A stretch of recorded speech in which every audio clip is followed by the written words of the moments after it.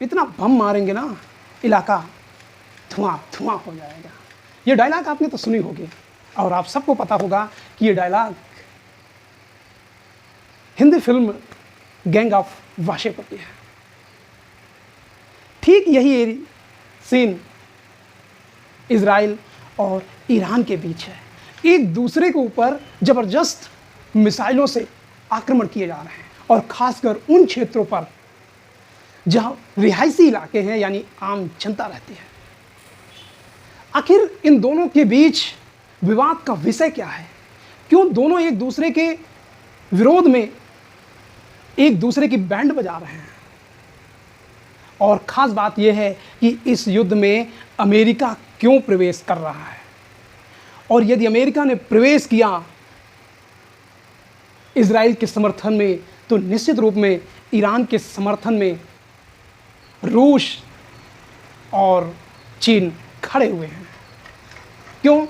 क्योंकि आप सबको पता है कि रूस और यूक्रेन के बीच युद्ध में अमेरिका मदद कर रहा है यूक्रेन की, और निश्चित रूप में दावे के साथ कहा जा सकता है रूस ईरान की मदद के लिए हर हाल में खड़ा हो जाएगा। तो दोस्तों, क्या ये युद्ध ग्लोबल अर्थात तृतीय विश्व युद्ध के रूप में बाहें फैला रहा है? इसे समझने की जरूरत है। और इनके बीच विवाद का कारण क्या है, क्यों घुस रहे हैं ये देश, इसके पीछे कारण क्या है, इन सारे कारणों को एक एक करके हम लोग समझते हैं। लेकिन उससे पहले इस विवादित क्षेत्र को समझिएगा चित्र के माध्यम में से कि आखिर क्या विवाद रहा है। आपको एक चित्र दिखाना चाहता हूं, और ये वही क्षेत्र है जहां पर कुछ दिनों पहले इजराइल और एक आतंकी संगठन हमास के विरुद्ध युद्ध चल रहा था। तो इसे समझने की कोशिश करते हैं आखिर क्या है। दरअसल में जब द्वितीय विश्व युद्ध में जर्मन में हिटलर का उदय हुआ, तो हिटलर ने अपने देश में यानी जर्मन में सबसे पहले उस समुदाय पर अटैक किया जिससे वो खतरा महसूस कर रहा था। यानी हिटलर ने जर्मन के यहूदियों को मार मार के भगा दिया। ये दुनिया जानती है कि किस तरीके से केमिकल्स में यहूदियों को डालकर निकाल लिया जाता था, उनके कंकाल को किस तरीके से पूरी ट्रेन को गैस चैम्बर में प्रवेश करा के यहूदियों को मार दिया जाता था। परिणामतः जर्मन से यहूदी भाग निकले और चारों तरफ पूरी दुनिया में मरडाते रहे, उन्हें कोई शरण देने के लिए तैयार नहीं था। ऐसे में ये अरबियन कंट्रीज था, कौन सा? अरबियन कंट्रीज था, और इस क्षेत्र में उस समय ब्रिटेन का अधिकार में था। तो ब्रिटेन वासियों ने यहूदियों को इंग्लैंड में ना बसाकर कहां बसा दिया? इस अरबियन कंट्रीज में, यानी फिलिस्तीन वाले एरिया में।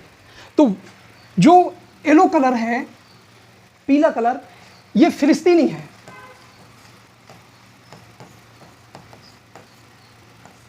ये फिलिस्तीनी है, और जो ऑरेंज कलर में है ये है यहूदी, या आप कह सकते हैं इजरायली।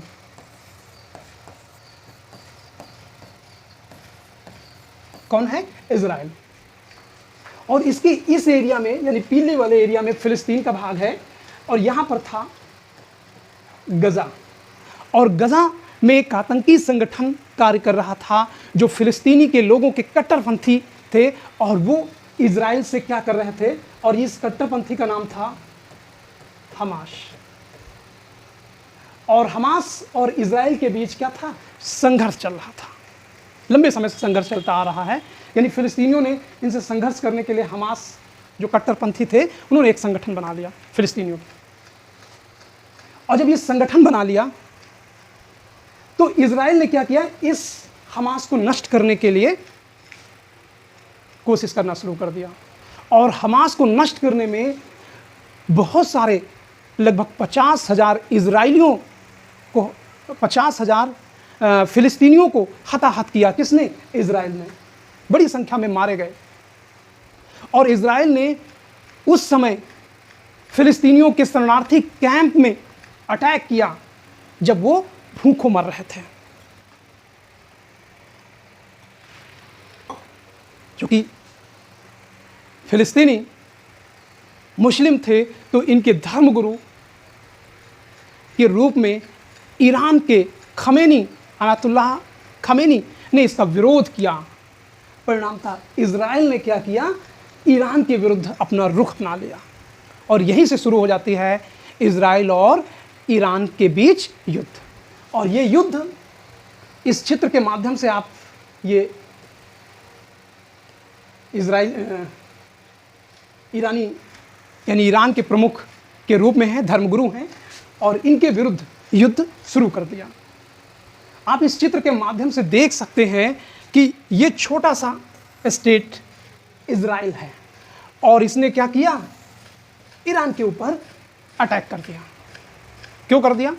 क्योंकि यहाँ के धर्मगुरु ने किसके खिलाफ बोल दिया, इजराइल के खिलाफ बोल दिया और बदले में इन्होंने क्या किया, मिसाइल से प्रक्षेपित कर दिया और आरोप लगाया कि ईरान जो न्यूक्लियर रिएक्टर बना रहा है उससे इजराइल को खतरा है। ये आप देख सकते हैं, ये न्यूक्लियर रिएक्टर है जो भूमिगत है। ये कहा जा रहा है कि ईरान परमाणु हथियार बनाने के करीब में है।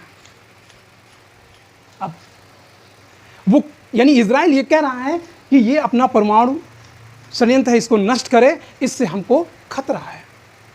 परिणाम था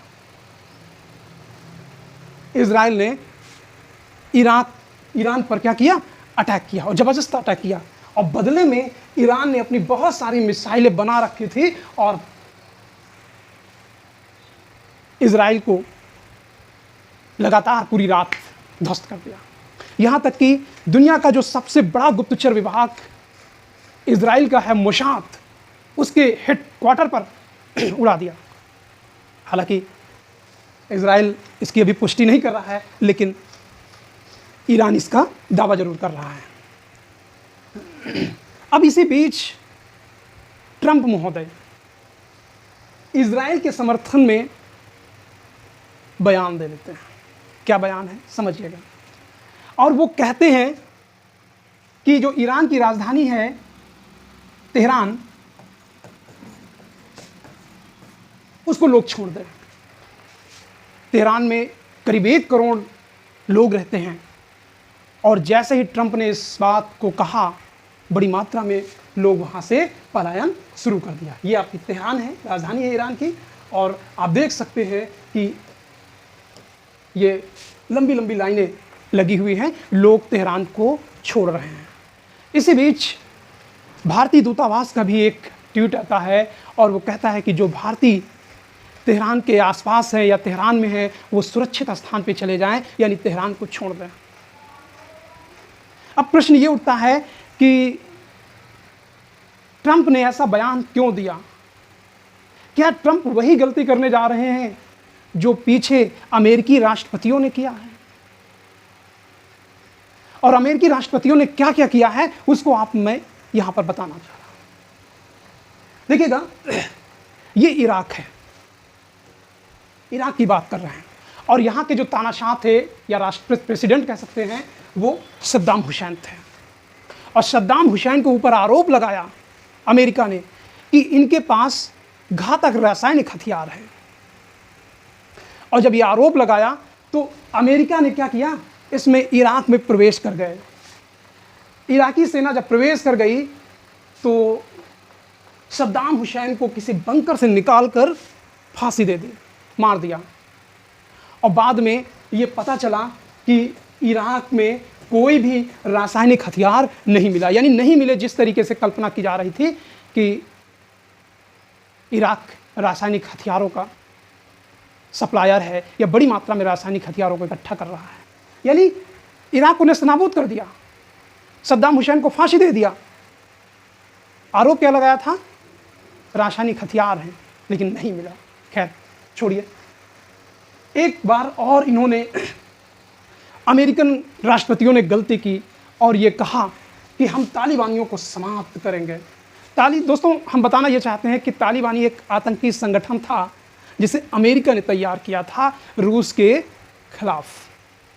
लेकिन तालिबानी आतंकी संगठन ने अमेरिका को ही मात दे दी और आप लोगों को पता होगा वर्ल्ड ट्रेड सेंटर को ध्वस्त करने वाला तालिबानी आतंकी संगठन था।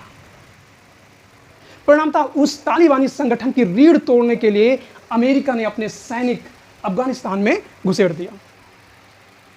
अब दोस्तों यहां आपको समझने की जरूरत है, अफगानिस्तान में जो अमेरिकी सैनिक गया ये तो मारा गया या वहां से बच गया, लौट आया तो डिप्रेशन का शिकार हो गया।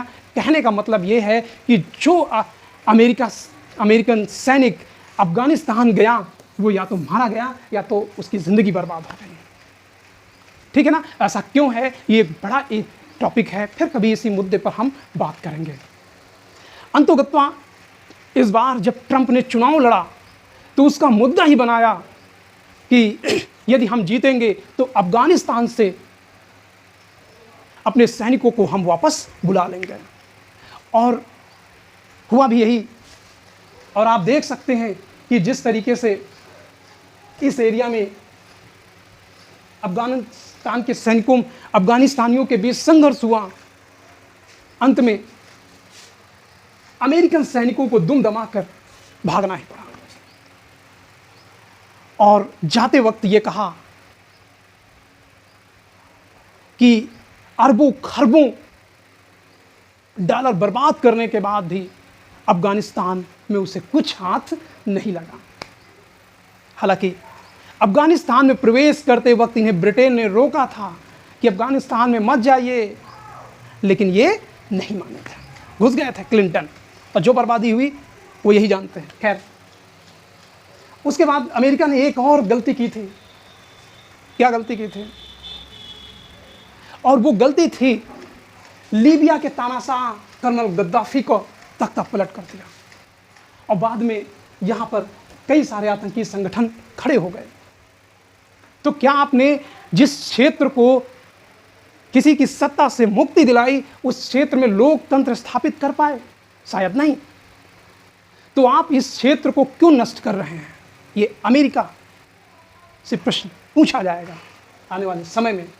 अब वही गलती कर रहे हैं एक बार फिर ट्रंप, अपनी सेना को, अपने फाइटर जेट विमानों को इराक में प्रवेश कराकर। आखिर ये विकसित देश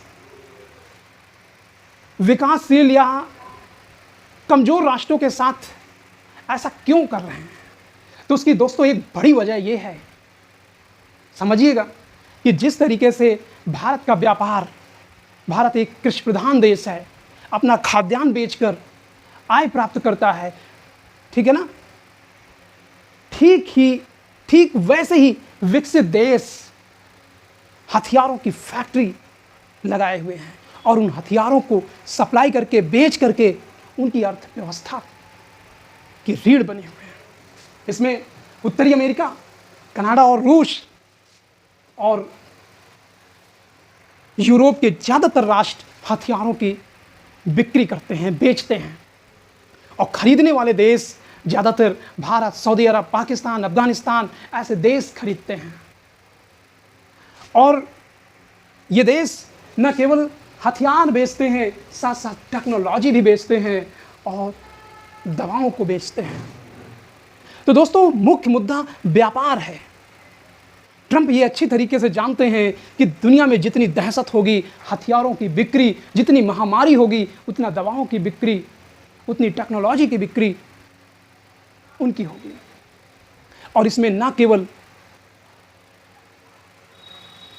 अमेरिका शामिल है बल्कि कई विकसित देश भी शामिल हैं। दोस्तों ये तीसरे विश्व युद्ध के करीब क्यों पहुंच रहा है? क्योंकि आप सबको पता है कि ईरान के न्यूक्लियर प्लांट की सुरक्षा की जिम्मेदारी अगर रूस ने ले ली तो जाहिर सी बात है अमेरिका और रूस आमने सामने आ जाएंगे। क्योंकि पीछे हमने बताया है कि किस तरीके से यूक्रेन और रूस के विवाद में, युद्ध में अमेरिका पीछे से यूक्रेन की मदद कर रहा है। तो क्या रूस ईरान की मदद नहीं करेगा? निश्चित रूप से करेगा। अमेरिका अपने पिछलग्गू इजराइल के माध्यम से अपनी पैठ एशिया में बनाना चाहता है। और वो चाहता है कि मध्य ईस्ट में जितना अशांत रहेगा उतना उसकी धाक जमेगी। क्योंकि G7 में जिस तरीके से ट्रंप ने अपने वक्तव्य रखे और उस घोषणा पत्र में जिसमें युद्ध विराम शामिल था उस पर हस्ताक्षर नहीं किया, आखिर क्या कारण है? दोस्तों, हम लोग तीसरे विश्व युद्ध के काफ़ी करीब हैं। हमें उम्मीद है कि भारत को चुपचाप शांत होकर दोनों बीच तमाशा देखने की ज़रूरत है, मानी तमाशा ना देखकर दोनों के बीच शांति समझौता कराने की ज़रूरत है, ना कि युद्ध की, जो हमारी वर्षों से नीति रही है। हम किसी के खिलाफ ना युद्ध करना चाहते हैं, ना युद्ध को उकसाते हैं।